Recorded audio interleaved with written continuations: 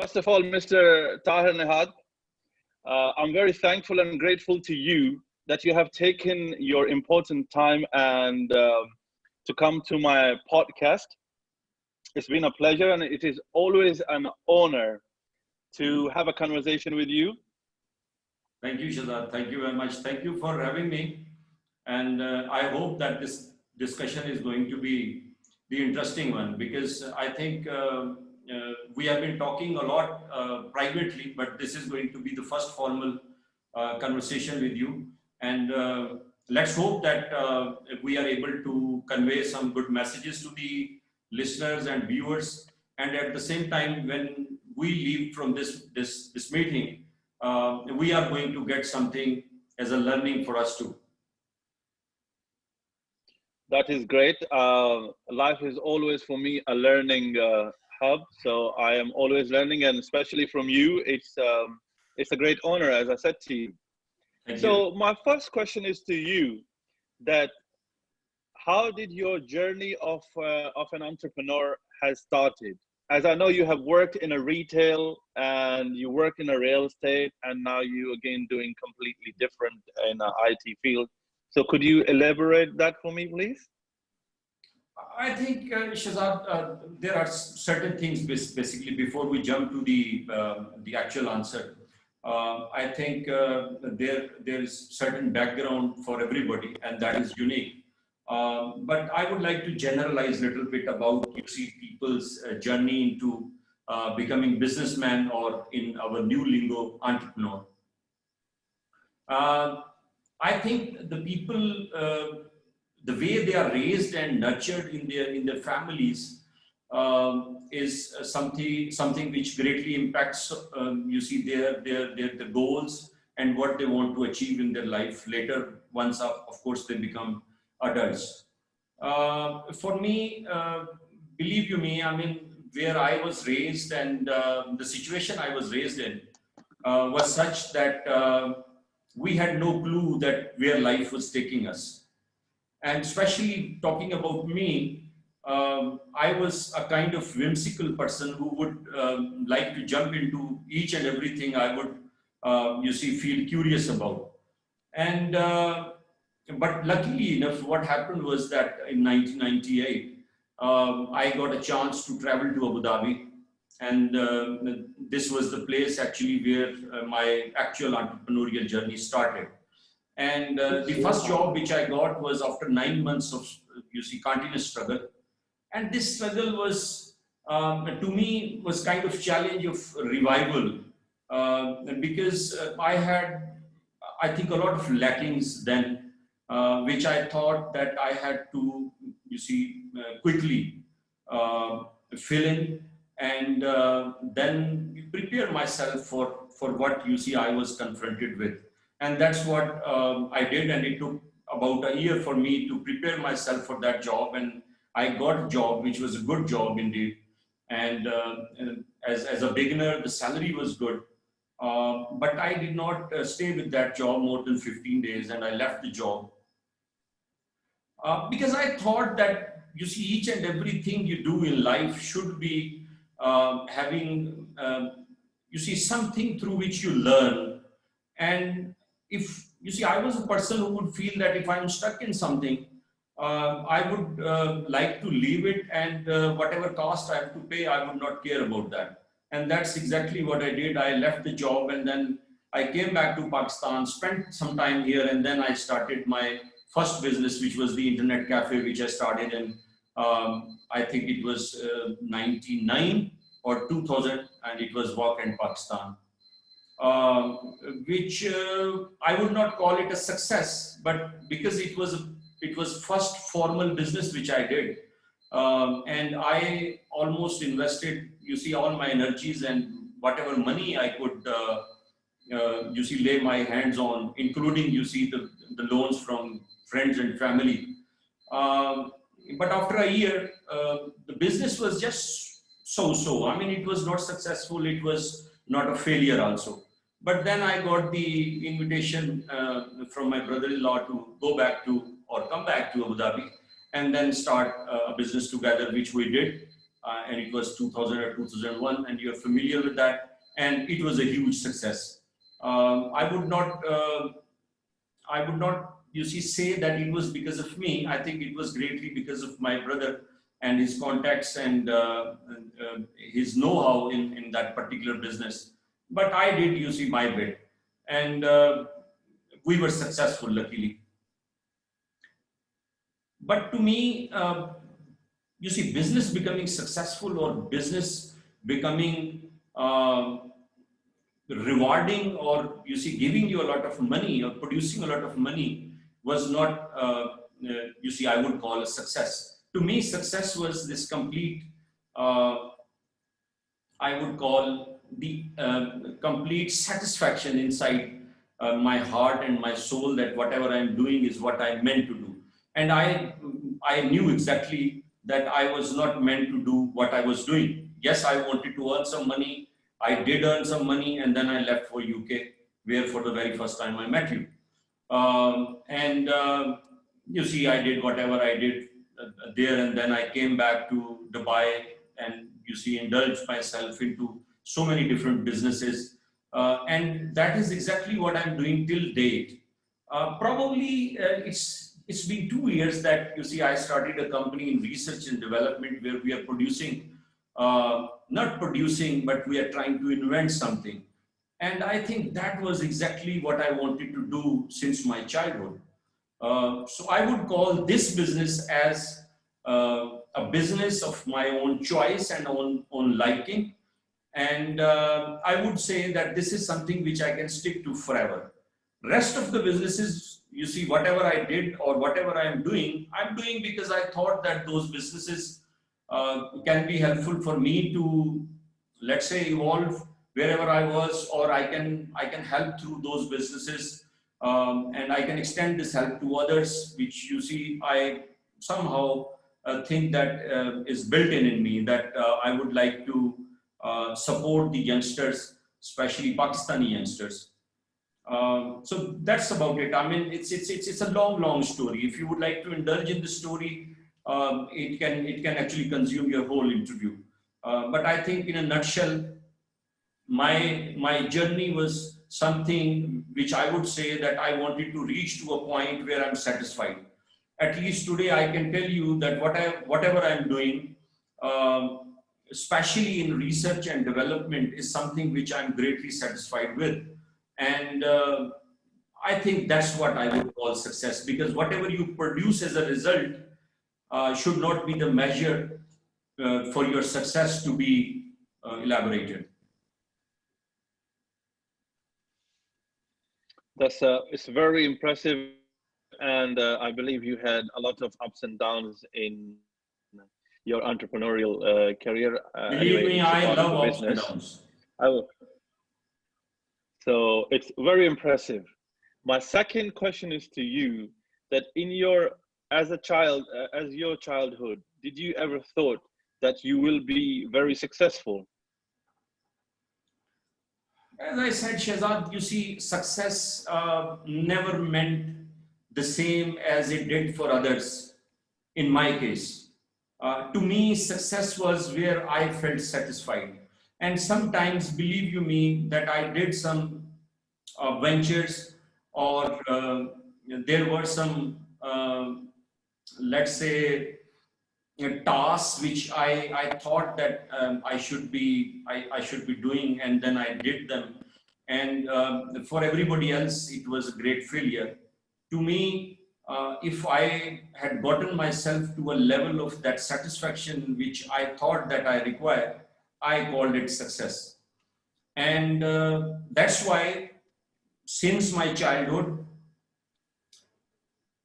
I believe that I happen to be very lucky person who, whatever I desired and whatever I wanted to do, Allah subhanahu wa ta'ala gave me the courage, and He gave me all the tools to undertake that, which I did, no matter what kind of risks were involved, whatever costs I had to pay.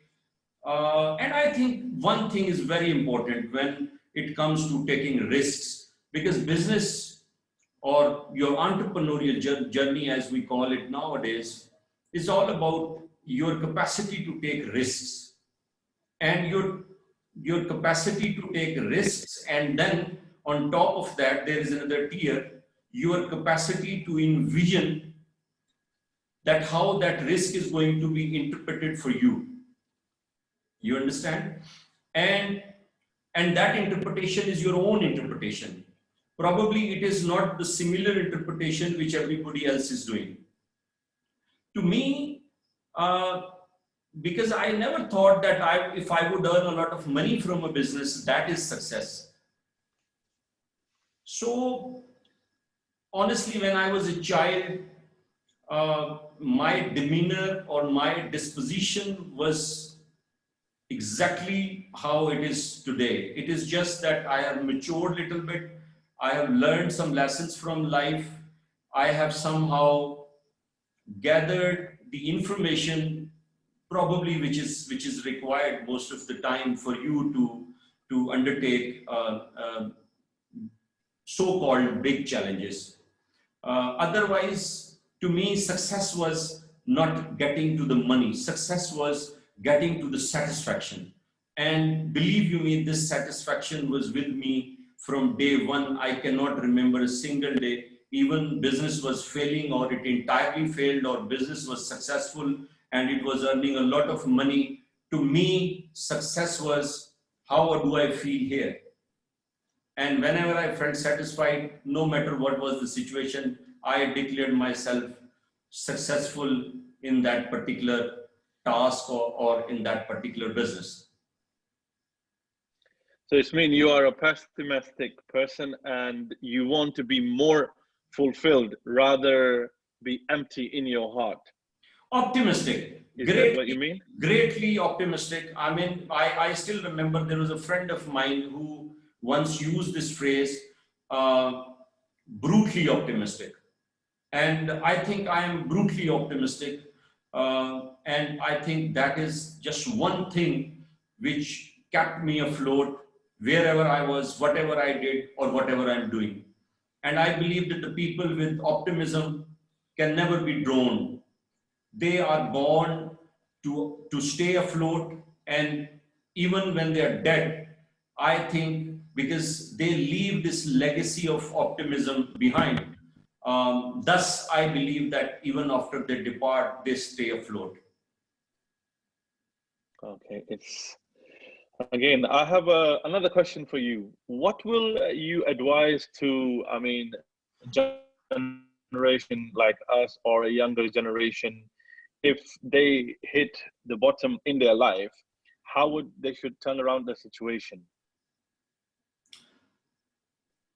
I think this is lovely to answer because these type of questions would always ignite something inside me, and I feel energetic and pumped up when I hear such a situation happening with somebody or you see myself, because I believe that the people who are very, very lucky, or the ones I call them, or the ones you call them the chosen ones.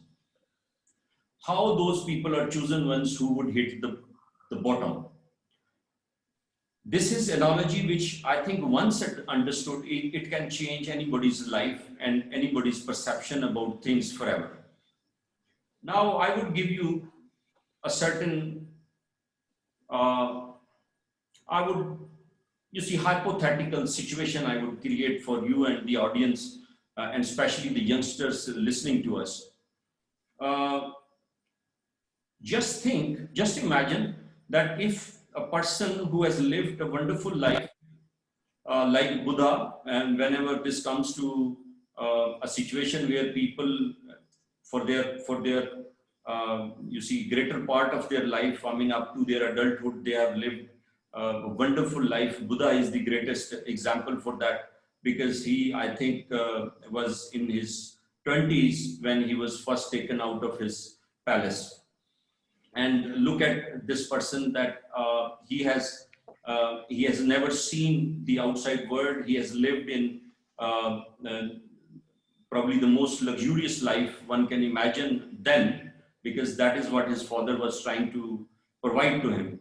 And once he was able to witness, you see, certain people in certain situations and certain questions were raised in his mind, he wanted some answers, and he was ready to sacrifice that wonderful life for those answers which he wanted to have. Now, if a person who has lived a wonderful life, and if I would invite everybody to, if you have not, then do get into the details of Buddha's life, that how his life, the initial life was up to the adulthood, and then how the later life actually completely changed him, and of course he changed a great part of you see, the human beings lived around him, and still his impact continues. Now, if a person has lived a wonderful, luxurious life, and for the very first time in his 20s, he is faced with a situation, suppose there is a dog on the road, and the dog is actually running towards you, and you are feared that the dog is going to bite you. I mean, this is a kind of situation probably so many people, they would hear and they would laugh if they have lived a life under certain experiences. I mean, experiential life, I would call that. And then if a person who has never actually come out of this luxurious or wonderful life, for him, probably this is the most scariest moment of his life. He would run for his life, and probably he would fear this dog who's actually, you see, coming towards him, would bite him and then probably tear him apart, and that would be the end of his life. Now, this is his perception. His perception is because he has not experienced such events in his younghood.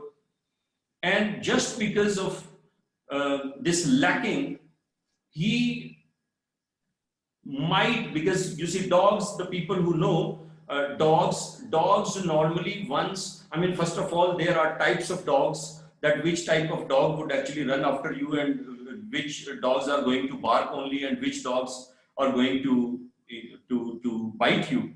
But that is entirely, you see, up to your information and your experiential learning. If you have not experienced anything, and if you have not gone through such events, believe me, probably the most innocent dog can turn around and become a lion for you, and it can actually tear you apart. Now, this is exactly what life does with you. If you have experienced certain things in your life and you have never feared that whatever is happening, whether good or bad in the eyes of people or you take it as experience, and then you try to endure it, absorb it.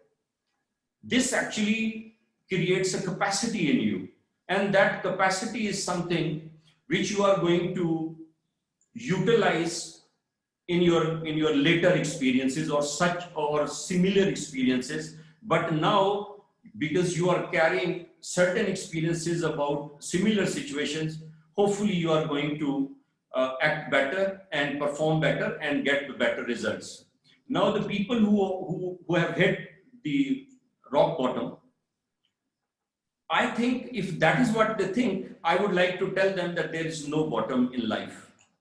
Whenever you think that you have experienced enough, or you have experienced enough pain, or you have experienced enough problems, it is your perception.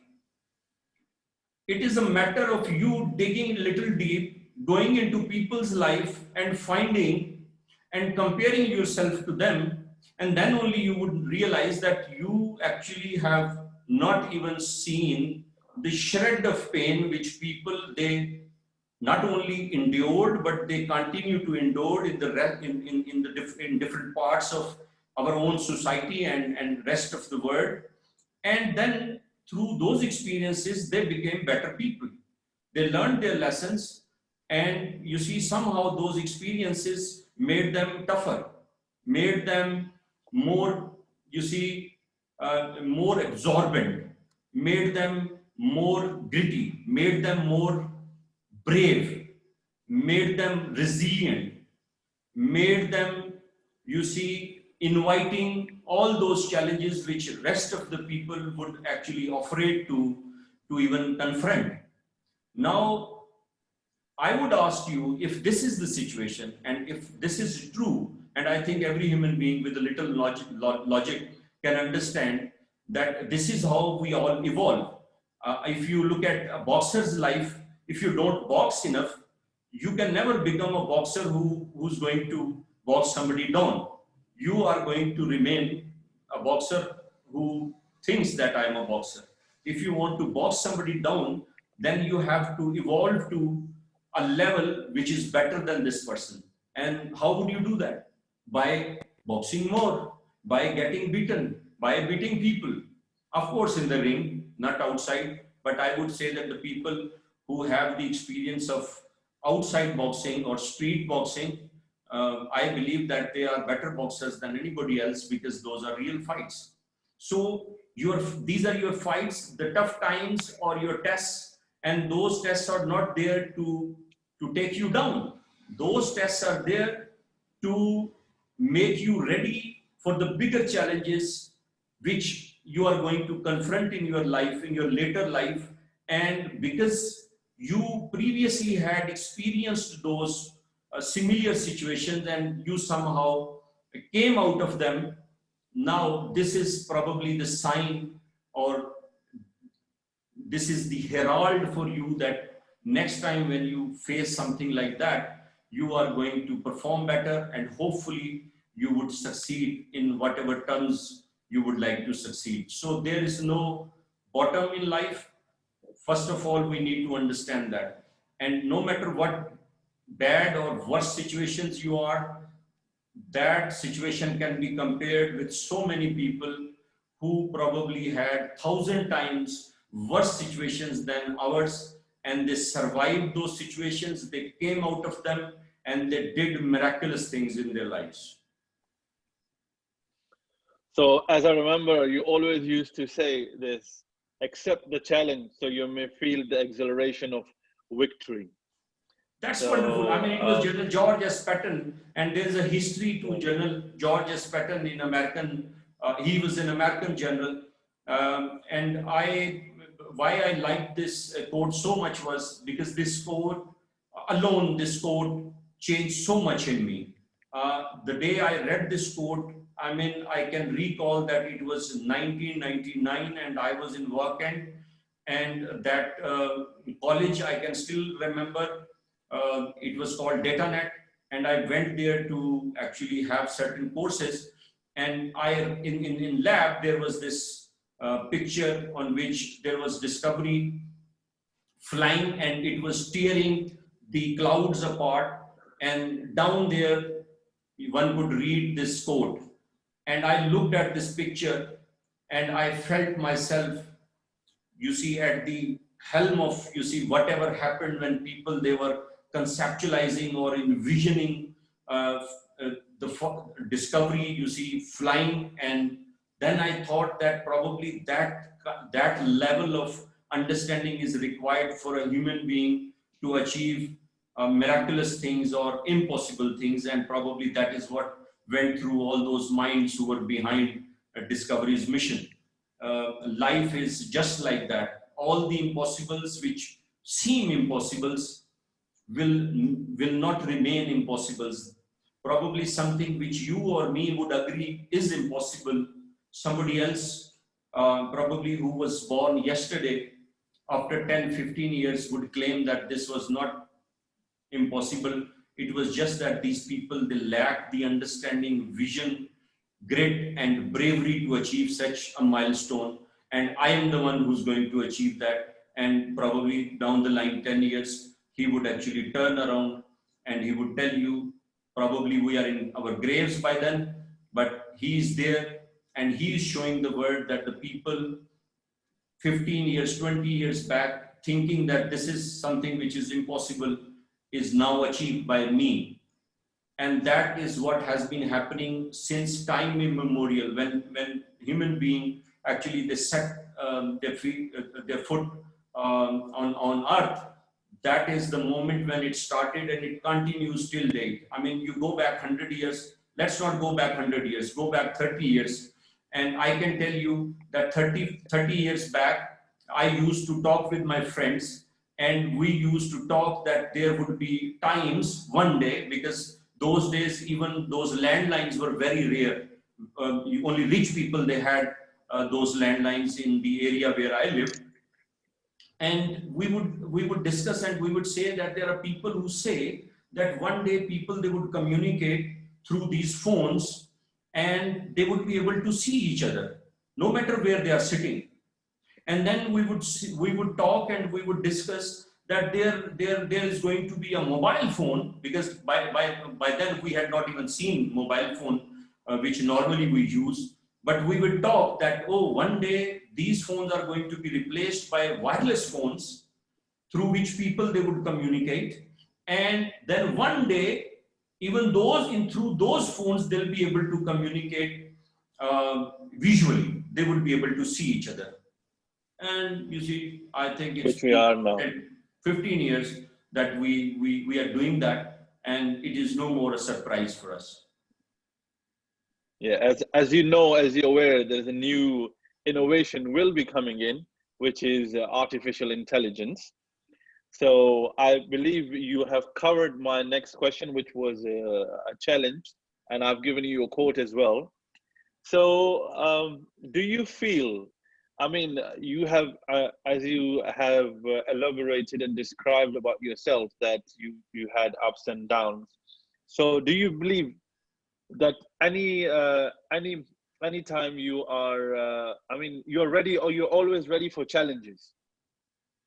So I would die think if there are no challenges. I would die. I mean, I would die tomorrow. If my life actually offers me no challenge, I would not like to live anymore. Of course, it is haram. I'm a Muslim. I don't want to believe in, you see, suicide or suicidal even thoughts. In fact, I would say that it's only for those who somehow either don't understand life, or somehow they have not been raised to understand life and face those challenges, because that is the only reason why we were born on this planet. That our creator wanted us to go through certain things and achieve certain things, recognize certain things. And I believe that your life should end, or would end, if your life gets emptied and there is no challenge whatsoever left for you to face.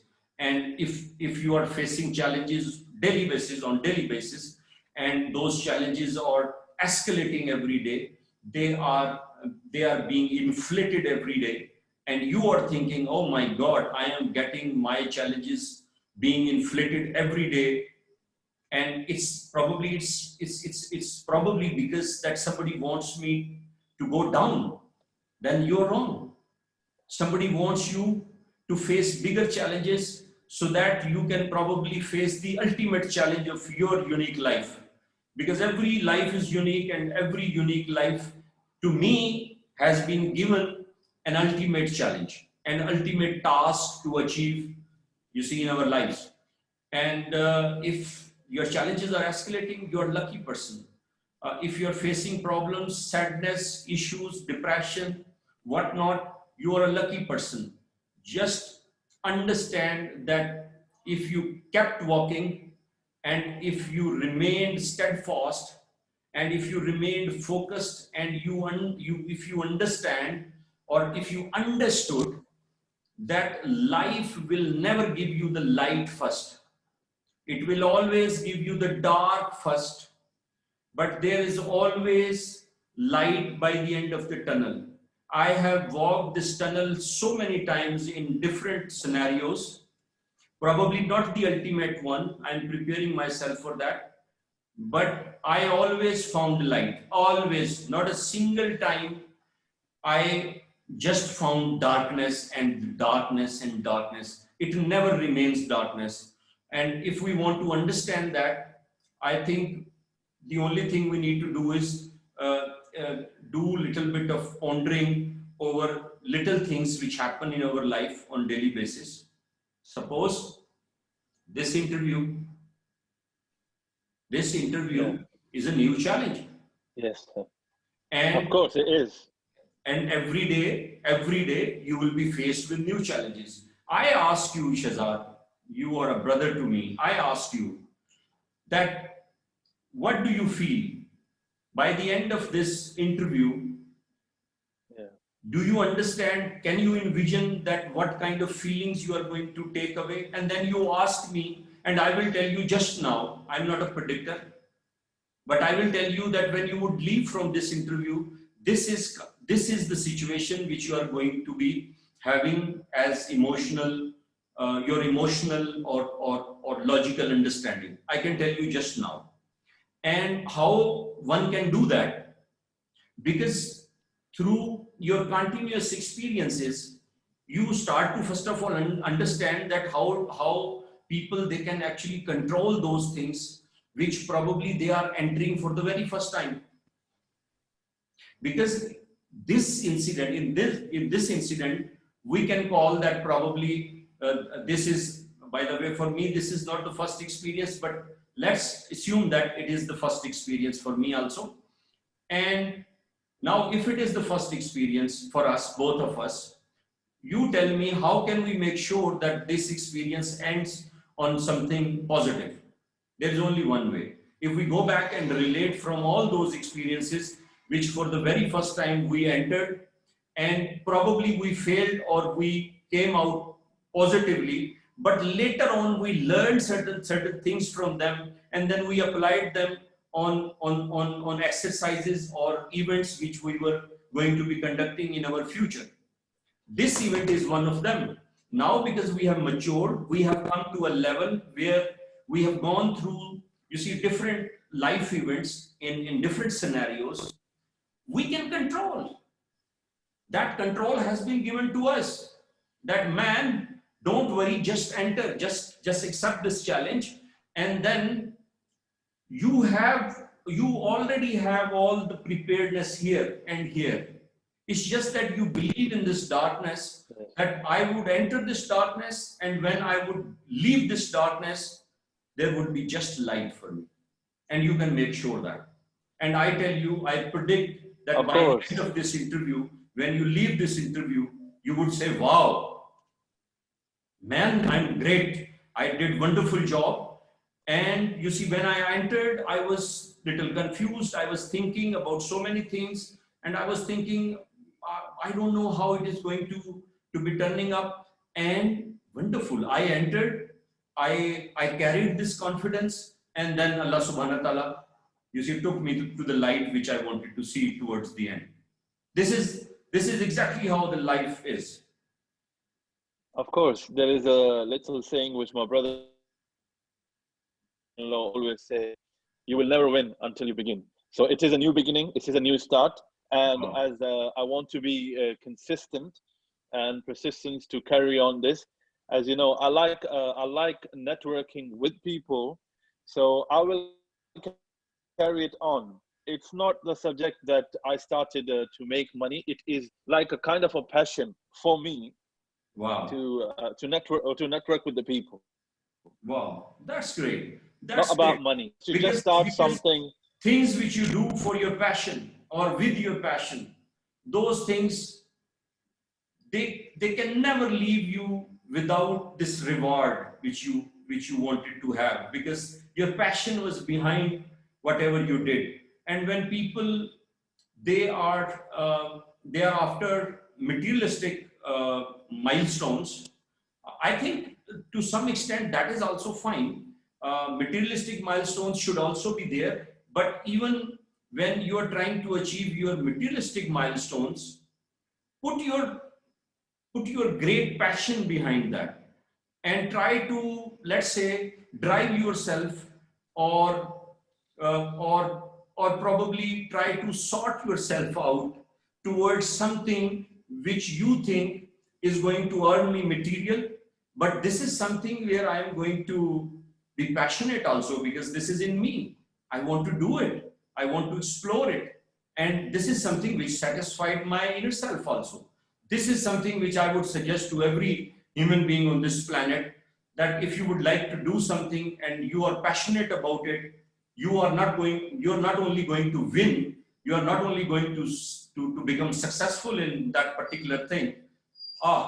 If you earn money, that is bonus. That is good. And I think that Yeah, is of course. that is allowable, and that to me is very, very legitimate also. Yes, so we don't have, okay, we will wrap up with this. That today, nowadays, is youth is completely, you see, they are more into, as you raise the subject, more into materials, more into technology, but to achieve the real success, I don't see in them. So how do you advise to the young youth to keep up with the good work? I think nowadays I preach a lot about that. I talk a lot about that because probably because of my personal reference. I have believed throughout my life that the people who are gritty and the people who are braver than rest of the breed and the people who are great risk takers somehow in their childhood, uh, either the situation they were in or their parents or their elders, their mentors, their teachers, somehow they were preparing them to face the bigger realities of life. And they were raised with this understanding that life is going to be tougher and tougher and tougher for those people who would like to advance, advance, and advance. The people who would like to reach a certain place and then stay there forever, I guarantee you that life is not going to be tougher on them. And there are so many people which you can look around and you would find them very easily that they reach to a certain place and they are satisfied with that. And life is okay. I mean, life has no more challenges left for them. Now, I think youngsters, they should try to indulge in sports, especially the sports which would provide them with certain endurance. I would say that, I mean, a person who runs uh, at least, you see, a mile or 2 mile a day is going to have the endurance to run another mile. But the people or the person who has never run a mile probably will not be able to run for 500 meters. And this is how you have to prepare yourself physically and mentally. Mental tortures you must go through. Some people, they go into social service, they buy people's pain. Why do they do that? I mean, are they crazy? Why would they like to have the pains of others given to them and they are suffering because of others? I believe that these people are great minds and great souls. Why? Because they understand that if I want to build something in my life, for my life, I have to have the extra pain. I have to have the extra struggle. And if I somehow borrow those pains from others, not only I am going to increase my endurance, my resilience, but I am going to become the beneficial human being to others also. And probably this is exactly what our creator wants us to indulge in, that somehow we connect together, we feel it for each other. And because end of the day, whatever we do in this life or whatever we achieve in this life is meaningless. Probably 100 years down the line, 200, 300 years down the line, nobody would know you, nobody would know me. Probably if we become so famous, some people, they would still know our name. But whatever we did in our lives is going to be almost.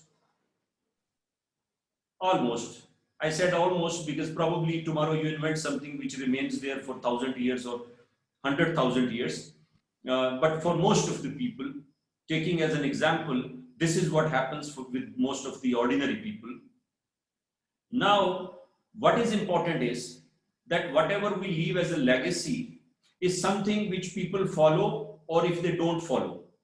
But it is positive, number one, because the impact is going to be going down, or one day it gets to uh, a level of almost non-existence.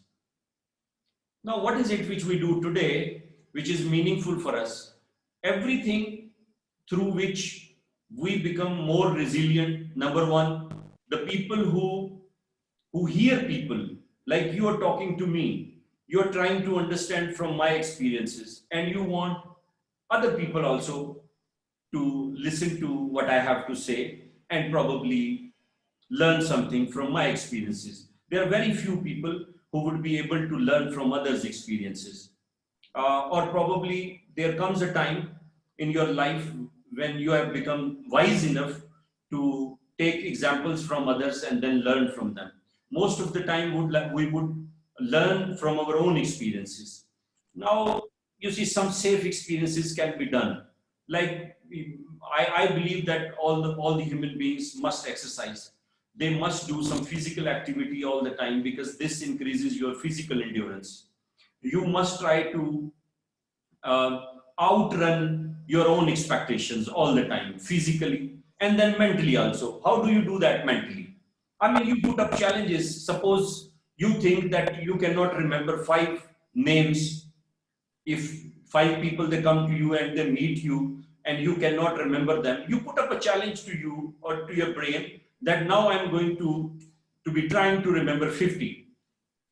So hopefully you would remember more than 5. So this is how we can train ourselves, that we provide smart and safe challenges to our physical being and our mental being. And then probably our spiritual being also. How do we actually provide spiritual beings with certain challenges? You ask yourself how good a person I am, and then try to scrutinize that. Most of the time we scrutinize others and we want people to be accountable in front of us, but we never wanted ourselves to be accountable in front of anybody, not even in front of our own selves. Now, if you try to make yourself accountable, this is probably a kind of, I'm not a spiritual leader, but a little understanding which I carry about spirituality is that looking inwards is spirituality. And looking inwards is interpreted by me as that I ask questions and I raise questions against my own bad self. And then not only I raise those questions, but I punish myself for that. How do I punish positively? I mean, I ask myself that if you are carrying a bad deed or you are doing something which is bad for others, not only you are going to stop that, but you are going to somehow pay for that. This compensation is something which you provide as a punishment. Like you would say, I would help 2 people as a punishment to me that I had been doing certain negative things in my life. And today I not only realized, I made myself accountable. I have told myself that you are not allowed to commit this again. And whenever you do that, you are going to pay, suppose, 50 rupees or 50 euros or $50 or whatever your currency is to 2 people. Now, if you are a person of certain morality, I will ask you after 1 year that how much money you are able to pay. Believe you me, you would stop. But because we are not very sincere to our own selves, we do not want ourselves to be righteous. This is why we don't punish us. We always provide ourselves those alleys and valleys to slip away from. And this is where the problem is, that you have to punish yourself. You want everybody to be punished, but you don't punish yourself. You even don't, if you don't even accuse yourself, how you are going to punish? Punishment is the second level. First, at least start accusing yourself. And once you accuse yourself and then you realize that you are wrong on something, please accept that. Not only accept that to yourself, but accept that in front of others also, probably who you have harmed or you have inflicted some sadness or some pain through, you see, whatever that deed was. And I believe that these small things, because the people who are very young, like in their teens, they can, and I always ask, even I ask my children, that the more you read and the more you listen, especially those people, the people who carry experiences, because the people who have not experienced life to its fullest, or they feared something, I don't know what something that actually is, because some people, they think that it was a fear of death. Some people, they would call it fear of getting lost, or so many types of fears. I would always say that those fears were wonderful to embrace and to overcome. You have to run them over, and you have to go beyond them to see what fantasies are there waiting for you to be discovered. And if you never actually overcome those fears, and if you never even try to overcome them, believe you me, whatever a human being would seek is something which he or she is going to get. That is the promise of life, as far as I have understood life. So, kids, please read books. Please sit with the eldest people, not elder, eldest.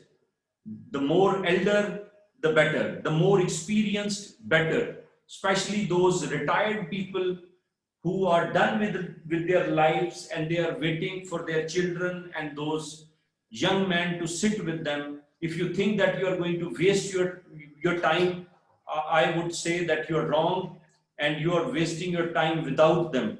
You need to spend your time. That is what I did since my childhood. I never sat with, you see, my age fellows. I always wanted to sit with elder people, and not simple elder people. I wanted to sit with people who had done something in their life, who I felt, maybe most of the people, they rejected them as useless people. Because I refer one great man in our neighborhood when I was in Sangat. I would not name this person, probably this would hurt so many people, but I loved this person. He was a great failure. He was a great failure for the whole town. Why? Because he was the most sincere person. He was the most indulging person in whatever was happening in our society. He wanted my problem to be solved. He wanted your problem to be solved. And he was almost running all day, solving others' problems. And most of the people, they called him, you see, useless person, or as we call, an idiot. This man, he does not know what to do with life. He is running for others, and his own children probably are waiting for him. I don't know how good he was with his own children, but I believe that the person who was so good to me, being not his child, must be very good to his own children. So I told you, success is not something which we generally describe. That how many billions or millions you have amassed, how many big companies you have set up, how many wonderful projects you have undertaken. Yes, one must try to do big things, wonderful things, but most of the times those wonderful things mean nothing for others. But those things are wonderful for you, and those things are not only fulfilling to you, but they are going to get you the reward here and in the hereafter also. Now, the children in their teens, if they start to understand the realities of life, and rather than indulging in all the materialistic achievements in life, they not only, they should follow, I mean, if whatever they can lay their wonderful positive hands on, they must do that. But one should always look inwards first. Am I satisfied here, whatever I'm doing? Am I lying? Am I deceiving people? Am I, whatever I am doing, or whatever projects I'm involved in, you see what kind of sincere working I have brought in, what type of sincere leadership, you see, I have given to my people, or whatever, or what kind of wonderful fellowship I have brought into the team. You see, all those ingredients are wonderful as long as they are understood with sincerity, and I think with great morality, because human beings, I believe that human beings or not the species who should carry a lower level of morality, any lower level. It should always be the highest. And you should always, wherever you are, you should set yourself another higher milestone of morality to achieve. I believe your moralities are correct. Your vision is correct. You are not deceiving person. You are not a liar. You are a hardworking person. And you embrace all the life challenges positively, and you laugh and you love them. I tell you that you die, wherever you die, in whatever situation you die, there would be wise people, and there would be wise people here, and there would be wise people there, who would tell you that Mr. Shahzad, you are a successful person. Mr. Tahir, oh, you are a successful person. You understood the actual requirement of your being here in this world. And probably you did not leave no material. Allama Iqbal left no material. Qaid Azam left no material. They are my ideals. They are my heroes. My Prophet, peace be upon him, left no material whatsoever.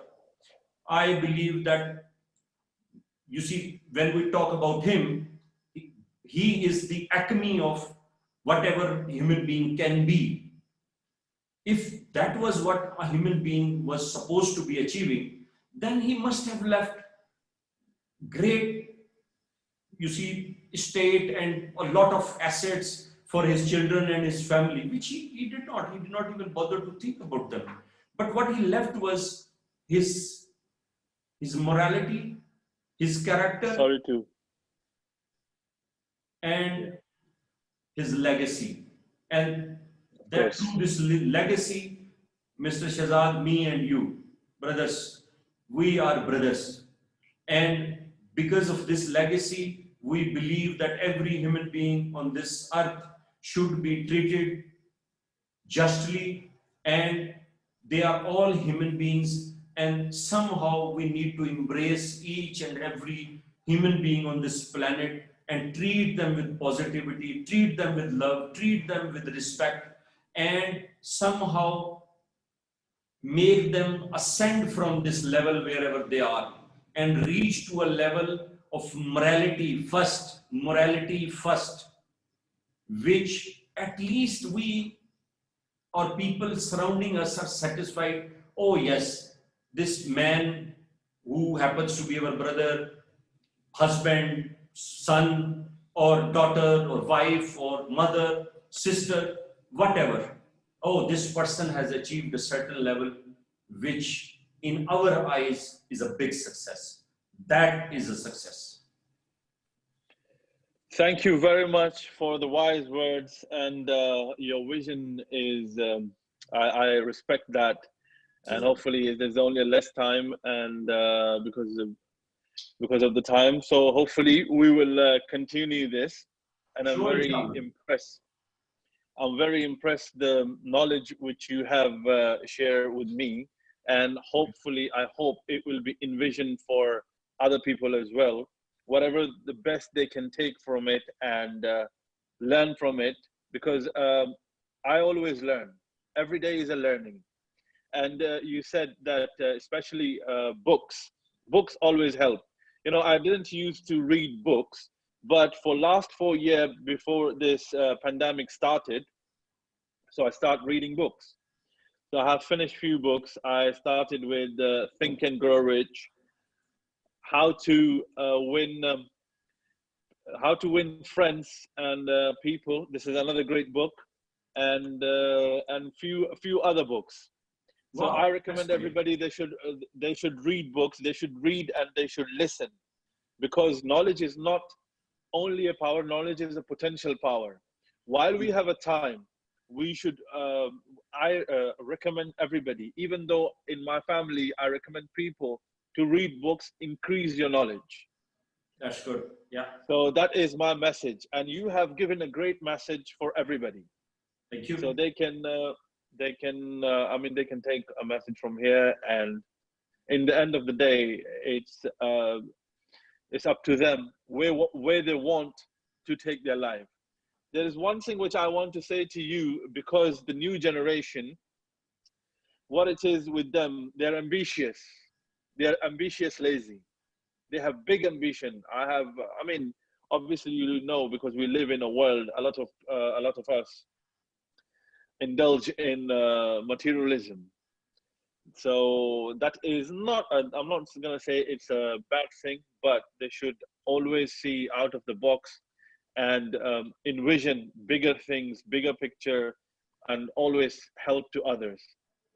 So, Mr. Tahir Nihad, it's been a great pleasure to speak with you, and hopefully we're gonna continue this podcast. And I'm very honored once again that it started with you, and you have enlightened enlightened my soul, and I was completely in a different level with you while you were talking, while you're speaking. You like, I can say your knowledge is like a diamond. You really shine today. So thank you very much. Thank you very much, Shahzad, for having me. It was wonderful talking to you.